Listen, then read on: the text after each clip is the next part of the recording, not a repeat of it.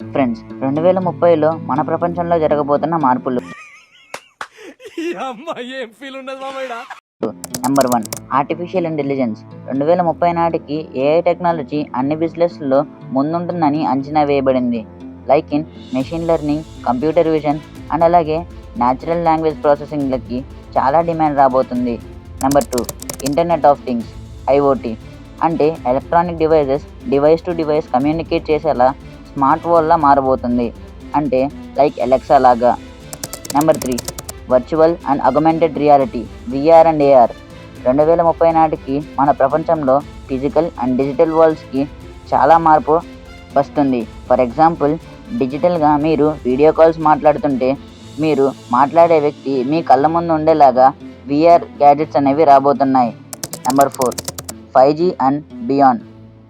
So 2030 నాటికి మీరు lightning fast ఇంటర్నెట్ని ఎక్స్పీరియన్స్ చేస్తారు. లైక్ సెల్యులార్ డేటా డెవలప్మెంట్స్లో 6G cellular data and WiFi 6 and 7.